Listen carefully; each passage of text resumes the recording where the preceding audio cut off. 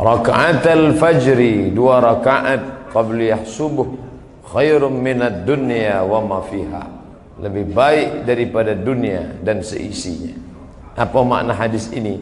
Kalau qabliyah subuhnya saja lebih baik daripada dunia dan seisinya, apalagi solat subuhnya. Sampai-sampai kata Nabi sallallahu alaihi wasallam, "Lau ya'lamuna ma fil 'atamati was subhi." Seandainya mereka tahu balasan solat isya berjamaah dan subuh berjamaah, la atauhuma habwan, mereka akan datang walaupun merangkak mereka akan datang. Dan setiap langkah itu, wa naktubu ma qaddamu wa asarahum, kami tulis setiap langkah tapak kaki mereka. Wa kulla syai'in ahsaynah, semuanya kami hitung, kami catat dalam buku catatan yang nyata. Setiap langkah kaki, langkah pertama menghapus dosa, langkah kedua mengangkat derajat, langkah ketiga menghapus dosa, langkah keempat mengangkat derajat. Kalau ada yang berkata, kami tidak melangkah kaki tadi Pak Ustaz, kami naik kendaraan, maka setiap tetes bensinnya pun dibalas Allah SWT. Kami tidak pakai bensin, pakai solar, setiap tetes solarnya pun juga dibalas Allah. Kami tidak naik kendaraan, numpang sama kawan, setiap tumpangannya pun dibalas Allah SWT. Faman ya'mal misqala zarratin khairan yarah, sebesar biji sawi akan dibalas Allah Subhanahu wa ta'ala. Maka subuh ini melimpah ruah. Dari tadi malam ketika kami pulang, bahkan kata Habib, mungkin sebagian ini tidak pulang ke rumah, tapi langsung menunggu di masjid karena iktikaf dan solat subuh berjamaah.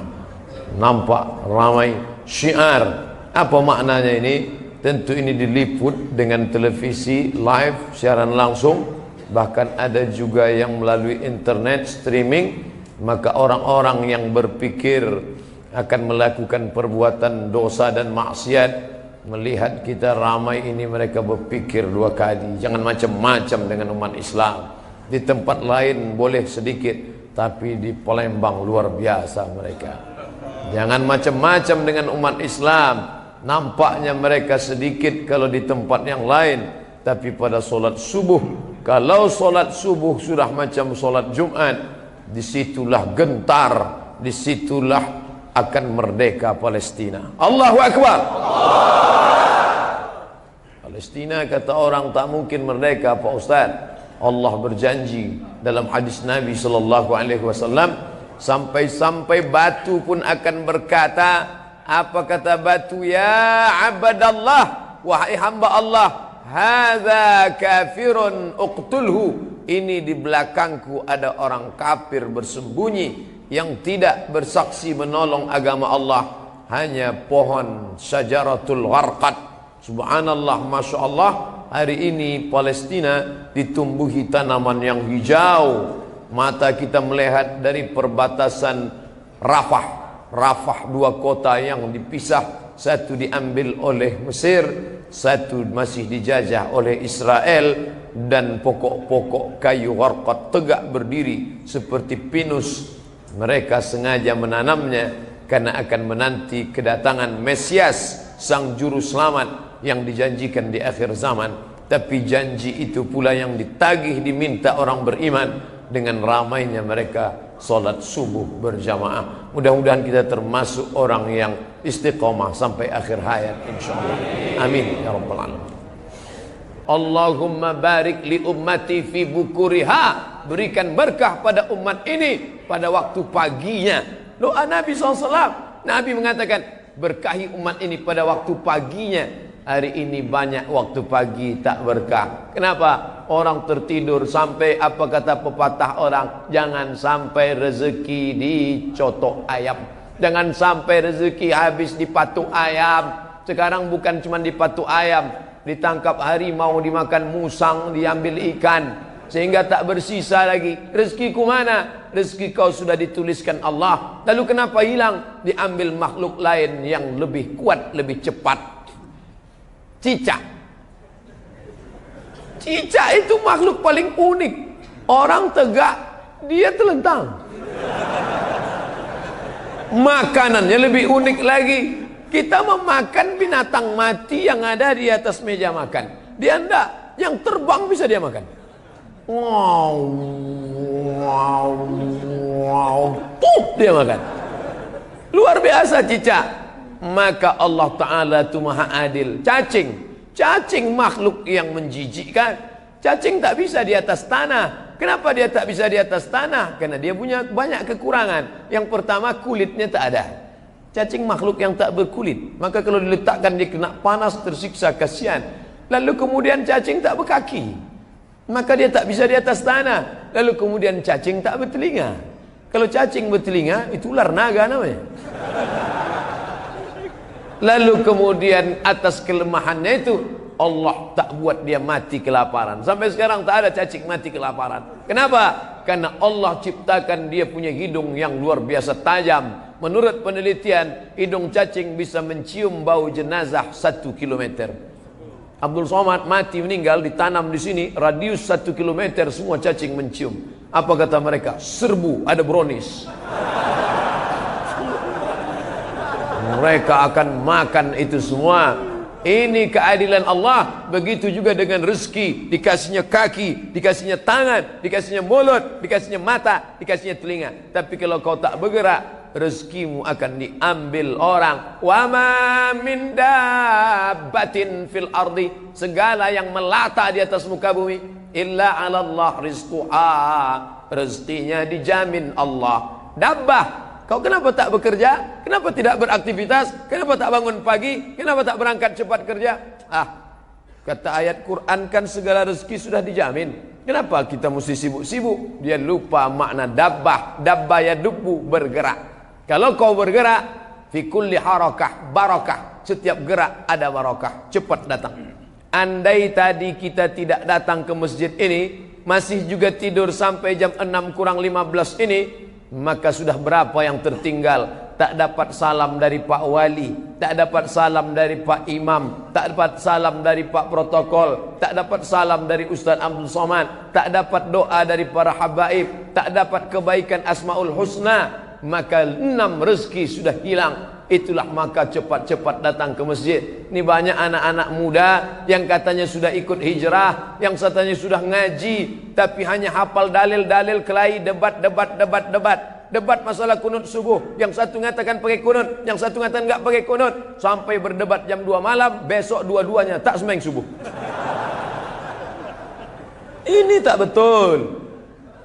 Kenapa? Wala tanaza'u, jangan berkelahi, fatafshalu, kamu akan gagal, wa tadhhaba rihukum, hilang semangat. Kalau sudah kelahi, kamu akan gagal, hilang semangat. Nata'awan fima tafaqna, mari kita bekerja sama pada yang kita sepakati. Wa nata'adzar fima ikhtalafna, mari kita berlapang dada kalau ada perbedaan. Hanafi, Maliki, Syafi'i, Hambali, Muhammadiyah, Nahdlatul Ulama, FPI, semuanya sepakat solat subuh itu wajib. Tunjukkan sama saya mana mazhab yang mengatakan solat subuh sunat. Tak ada. Semuanya sepakat solat subuh wajib. Tapi teknisnya berbeda. Yang satu pakai usolli, satu tak pakai usolli. Yang satu bismillah jahar, yang satu bismillah silent. Yang satu pakai kunut subuh, yang satu tak pakai kunut. Yang satu telunjuknya sekali angkat, yang satu berputar-putar. Itu saja teknisnya. Yang satu duduknya tawarruk, yang satu duduknya iftiras. Ini perkara-perkara sunat. Maka kita berlapang dada menerima perbedaan. Lalu kemudian setelah itu bekerja sama. Betapa indahnya kalau ditanya orang, kamu kenal dia di mana? Aku kenal dia di Masjid Agung. Masjid Agung mana? Masjid Agung Sumatera Selatan, Palembang. Oh, kapan tuh kenalnya? Waktu kami sholat subuh berjamaah. Terus sama-sama kehilangan sandal. Apa yang terjadi? Rupanya sandal kami mirip. Sandalku dipakai dia, sandal dia dipakai aku. Akhirnya kami pun bersahabat. Indah. Tanya kawan sebelah, kamu kenal dia di mana? Kami sama-sama di Jakarta. Ngapain? Sama-sama mabuk. Apa kerja dia kata? Kami sama-sama dugem. Apa dugem tuh? Duduk sambil gemetar. Maka perkenalan di masjid, yang muda-muda sudah hijrah, solat subuh paling berat aja dia datang, apa lagi solat zuhur, solat subuh paling berat aja dia hadir, apalagi solat maghrib. Dan semangat ini harus tetap dijaga. Maka buatlah komunitas. Antar ustadz-ustadz sudah membuat komunitas maspurah.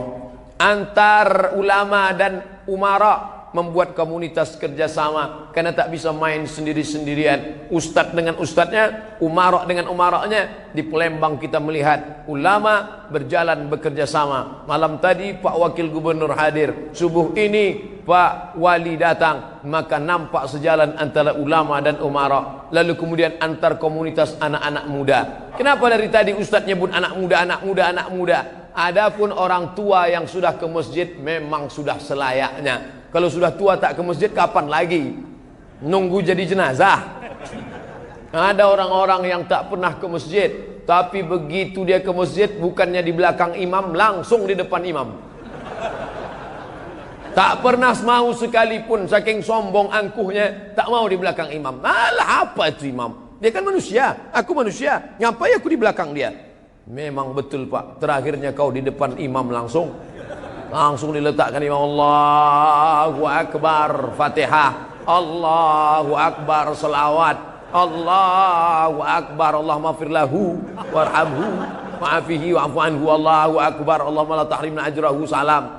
Tapi Pak Imam tak sakit hati, dia baik. Apa kata dia? Apakah jenazah ini baik?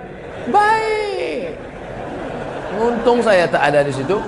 Kalau sempat saya ada di situ. Apakah jenazah ini baik? Tak baik. Dulu dia tak mau di belakang imam sama sekali. Apa kata Pak Imam? Jangan marah-marah Ustaz Somad. Bagaimanapun juga dia ini adalah hamba Allah. Mari kita antar kepada cacing-cacing yang sudah menunggu dia. Maka sampai masanya kita akan mati juga. Yang kita bawa ini mana? Inilah langkah-langkah kaki. Inilah solat berjamaah. Inilah salam bersalaman. Mamin muslimah ini ada dua orang muslim yaltaqiyani berjumpa wa yatasafahani berjabat tangan illa ghufira lahuma, diampunkan Allah dosa keduanya, malam yatafarraqa, sebelum berpisah diampunkan Allah, bersalaman. Assalamualaikum Pak Wali, apa kabar? Assalamualaikum Habib Mahdi, apa kabar? Assalamualaikum Ustadz Buya Kiai, apa kabar? Berjumpa, bertatap muka, mata bertatap mata, mata jendela jiwa, ada semangat magnet. Apa kabar? Sehat. Selesai sholat, salaman. Habis sholat, salaman. Assalamualaikum warahmatullahi, assalamualaikum warahmatullahi. Tadi saya diajak salaman sebelah kanan, saya salaman. Diajak salaman sebelah kiri, salaman. Pak Ustadz, apa boleh salaman selesai sholat? Apa salahnya?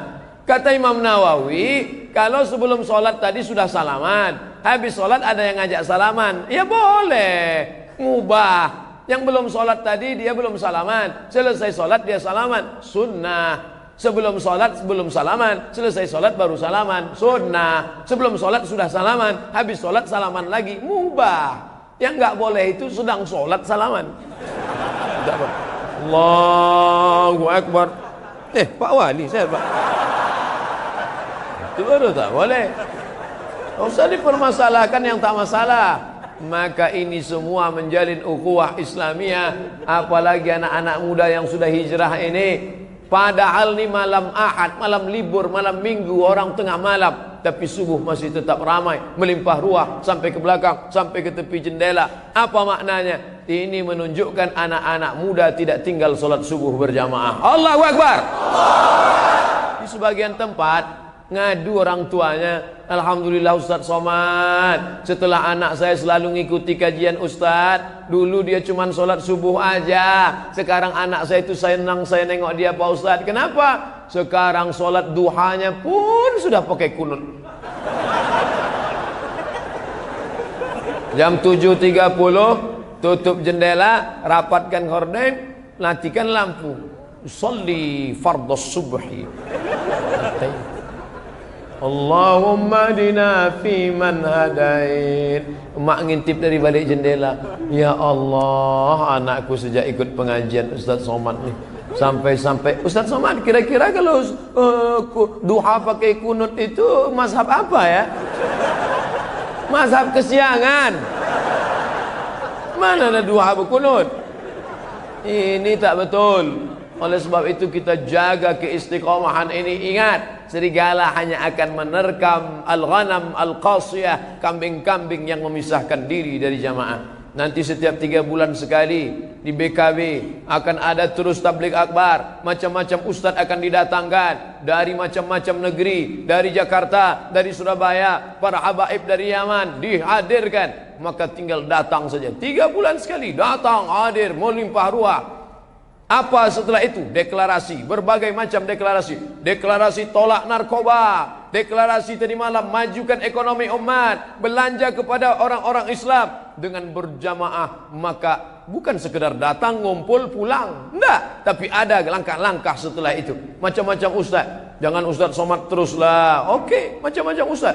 Sekarang kan ustaz ini ada spesialisasinya. Ada ustaz yang khusus zikir aja, Ustaz Arifin Ilham. Subhanallah walhamdulillah wala ilaha illallah wallahu akbar. Muhasabah, ya Allah, dosa kami begitu banyak ya Allah. Oh, nangis semua jamaah. Apa yang kau tangiskan? Sertifikasi belum cair. Nangis itu karena dosa, karena maksiat. Wah, 3 bulan yang akan datang, undang lagi ustaz yang lain. Apa nih? Sedekah. Marilah bisa bersedekah. Ada yang sakit mau sembuh, sedekah. Ada yang belum nikah mau nikah, sedekah. Yang sudah nikah mau nikah sekali lagi, sedekah. Wah, ayo bentang semua, buka. Siapa? Ustaz Yusuf Mansur, spesialis sedekah. Nah, 3 bulan lagi, undang lagi Agim. Jagalah hati, jangan kau tangisi. Jagalah hati, lentera hidup ini. Ini semua beraneka ragam macam-macam.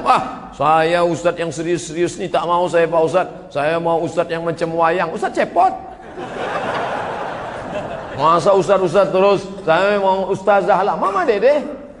Tak ada alasan untuk tidak mengaji. Ini semua dalam kerangka apa? Yang penting orang mau ngaji aja dulu. Habis itu baca kitab sama habaib sama ulama. Tapi jangan lupa anak-anak kita pendidikan agamanya. Ini kenapa bisa subuh ramai macam ini? Karena orang Palembang mendidik agama kepada anak cucu diwariskan dari para ulama dulu. Baca kitab kuning, baca. Saya ceramah di mana-mana banyak juga yang ngasih hadiah macam-macam. Pergi ke sana mereka kasih batu cincin, pulang sampai 3 batu.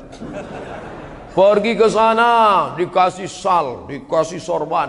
Tapi ketika saya ceramah di Palembang, datang ibu-ibu, ada yang mau kami beri ke ustaz. Saya udah curiga, jangan-jangan asal jangan anak gadis saja lah. Apa namanya bu? Ini buku almarhum ayah kami. Tak terbaca oleh kami. Kami takut dia menjadi dimakan rayap. Maka kami tengok ustaz tausiah ceramah, ustaz baca, mudah-mudahan pahalanya mengalir. Boleh ustaz tengok, ceritakan apa isinya. Baik bu. Begitu saya buka, oh ini bu tafsir. Ada ulama 2 orang, namanya Jalaluddin Abdul Rahman As-Suyuti, satu lagi Jalaluddin Al-Mahalli. 2 Jalal. Maka 2 Jalal, Jalalain. Inilah tafsirnya. Berarti ayah ibu dulu sudah punya kitab tafsir ya. Ini ustaz buku apa? Ada fikih 4 mazhab bu. Yang paling tua Hanafi, nomor 2 Maliki, nomor 3 Syafi'i, nomor 4 Hambali. Maka 4 mazhab ini disusun oleh Imam Al-Jaziri. Inilah kitabnya. Jadi ini kitabnya Pak Ustaz. Ya. Tapi jangan karena udah saya jelaskan berubah niat tak jadi. Akhirnya buku itu saya bawa ke Riau, saya foto, saya buat kenang-kenangan dari ibu-ibu di Palembang memberikan buku. Apa maknanya? Berarti datuk-datuk nenek moyang mereka dulu orang-orang yang peduli kepada pendidikan agama. Maka ini terus dilanjutkan. Kalau tidak, anak-anak kita ini kepalanya dirusak macam-macam. Twitter, BBM, WhatsApp, Instagram, YouTube. Ini dipakai orang kafir untuk menghancurkan anak-anak kita. Tapi ternyata orang Palembang memanfaatkan ini. Twitter, YouTube, BBM, WhatsApp. Bukan mereka pakai untuk buat dosa, dipakainya untuk nonton ceramah. Ustadz Somad, kami dari Palembang. kami selalu melihat Ustaz. Kami ingin supaya Ustaz datang ke tempat kami. Kami berdoa siang dan malam supaya Ustaz datang ke tempat kami. Saya sampai ke Palembang ini karena doa-doa mereka yang selalu setiap mereka menonton, mereka berdoa. Mereka nonton, mereka berdoa. Tak apa-apa Pak Ustaz, kadang habis paket 2 giga ni semalam katanya. Luar biasa. Saya perhatikan di setiap tempat orang kenal sama saya itu pasti 2. Pertama ada signal, yang kedua ada paket.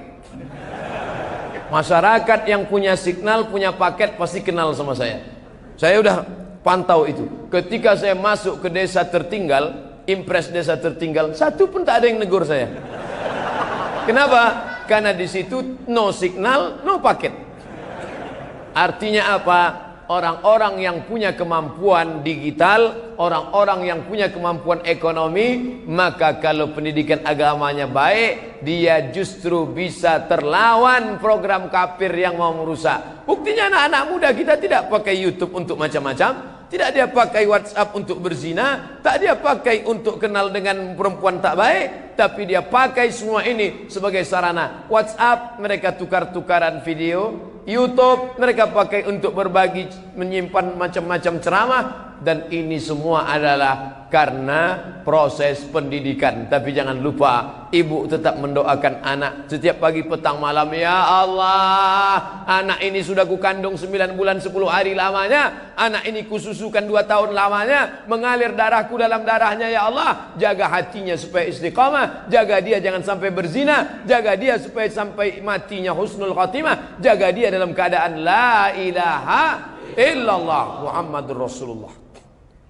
Itu yang dapat saya sampaikan subuh penuh berkah ini. Tadi dimaklumkan ada pertanyaan yang bisa saya jawab, yang tak bisa saya jawab saya bawa pulang, nanti baru saya jawab. Saya kirimkan lewat tulisan www.somatmorocco.blogspot.com.